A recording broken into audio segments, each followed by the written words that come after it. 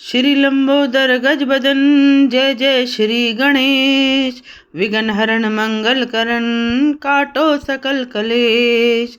काटो सकल कलेश प्रथम मैं तुम्हें मनाऊं। पान फूल मिष्ठान सभी सामान चढ़ाऊं। दो विद्या का ध्यान ज्ञान अज्ञान कहाऊं। रखना मेरा मान चरणों में माथ नमाऊं। स्वर की दाता सरस्वती धरूं तुम्हारा ध्यान। चाणी ब्रह्माणी करो मुझको आज प्रदान।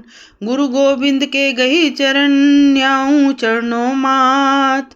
दीनहीन जन जान के राखो शीश पर हाथ। जय Shri Ganesh.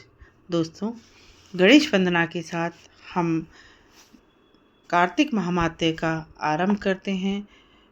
The incredible vlogger and explorer channel पर आपका स्वागत है। हम यहाँ पर कार्तिक महामात्य की अध्यायों का श्रवण कर रहे हैं।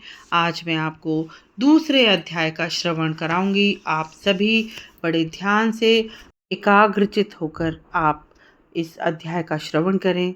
ऐसा कहते हैं, अध्याय का श्रवण करने और सुनने दोनों का बराबर महत्व है। तो आप सभी जो इन अध्यायों का श्रवण कर रहे हैं और जो और करना चाहते हैं, उन्हें ये वीडियो ज़रूर शेयर करें ताकि उन्हें भी इस तरह के श्रवण का महामात्य का पुण्य मिल सके।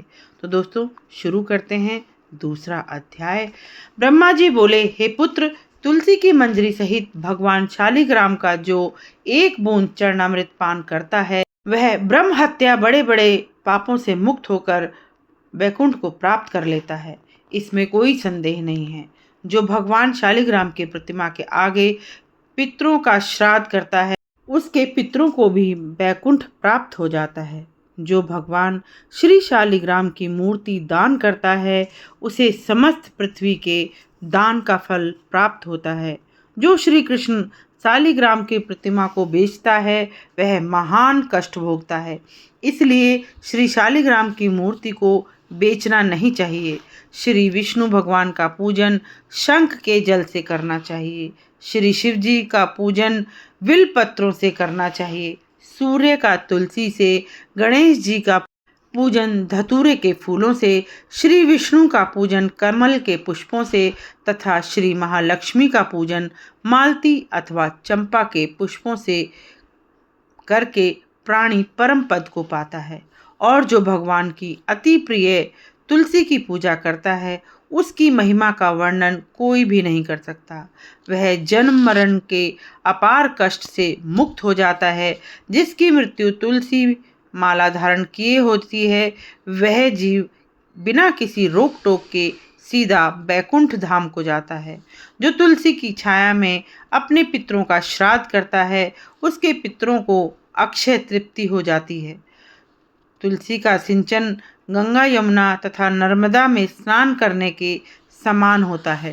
तुलसी का वृक्ष उगाने और सींचने से तथा केवल स्पर्श करने से मनुष्य के मानसा वाचा कर्मणा ये तीनों प्रकार के पाप नष्ट हो जाते हैं। इस प्रकार कार्तिक मास में व्रत करने वाला तुलसी जी का शांत चित्त से पूजन, प्रदक्षिणा और नमस्कार करके हाथ जोड़कर प्रार्थना करे कि हे हरि की परम प्रिया, देवताओं में तुम्हें बनाया है और मुनीश्वरों ने तुम्हारा पूजन किया है, सो मैं भी तुम्हें नतमस्तक नमस्कार करता हूँ। इस प्रकार से प्रार्थना करनी चाहिए। जो प्राणी आंवले के पत्तों और पुष्पों से भगवान का पूजन करता है अथवा आंवला के वृक्ष के नीचे बैठकर भगवान का पूजन करता है, उसको स्वर्ण के फल और फूलों का फल प्राप्त होता है। जो मनुष्य द्वादशी को तुलसी तथा आंवले के पत्तों को तोड़ता है, वह घोर नरक भोगता है। मनुष्य को चाहिए कि कार्तिक मास में आंवले के फल, तुलसी, गोपी चंदन की माला धारण करे। ऐसा करने से वह जीवन मुक्त हो जाता है। व्रत करने वाला मनुष्य भोजन के पश्चात चंदन, पुष्प, पान तथा दक्षिणा देकर ब्राह्मणों को संतुष्ट करे। संपूर्ण कार्तिक मास में पृथ्वी पर शयन करे तथा ब्रह्मचर्य का पालन करे, केवल 1 मास तक पत्तल में भोजन करे और मौन व्रत धारण करे तो वह प्राणी वीर धीर कांतिवान होता है। जो मनुष्य एक समय आंवले के वृक्ष के नीचे पूर्ण कार्तिक मास भोजन करता है, उसके 1 वर्ष के समस्त पाप क्षय हो जाते हैं। व्रत करने वाले को शहद, कांजी, दाल, तेल, कच्चा भोजन, दूसरे का अन्न तथा कोई भी तामसी तथा बुरे नामों वाला भोजन नहीं करना चाहिए। रविवार को आंवला खाना भी वर्जित है। देव, गौ, वैद्य तथा पर निंदा नहीं करनी चाहिए। मांस इत्यादि का सेवन तो क्या ध्यान भी नहीं करना चाहिए। मिट्टी से उत्पन्न हुए नमक, मसूर, बासी भोजन, तांबे के पात्र में डाला हुआ दूध इत्यादि ये सब मांस के समान ही माने जाते हैं, अतः इनका प्रयोग नहीं करना चाहिए। केवल स्वयं अपने ही लिए बनाया गया भोजन भी मांस के समान होता है।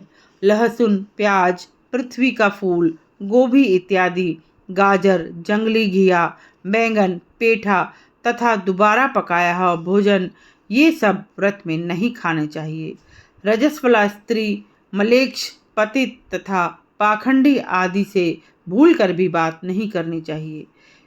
एकम को पेठा, दूज को बैंगन, तीज को पृथ्वी का फूल, चौथ को मूली, पंचमी को बेलफल, छठ को कलिंदा, सप्तमी को आंवला, अष्टमी को नारियल, नवमी को जंगली घिया, दशमी को परमल, एकादशी को बेर, द्वादशी को मसूर, त्रयोदशी को पान, चतुर्दशी, अमावस्या तथा पूर्णमासी को नारी का शाक भूलकर भी नहीं खाना चाहिए। दोस्तों, यहाँ पर हमारे दूसरे अध्याय का समापन होता है। आप सभी पर भगवान श्री हरि अपनी कृपा बनाए रखें। माता तुलसी आप सभी पर अपनी कृपा बनाए रखें।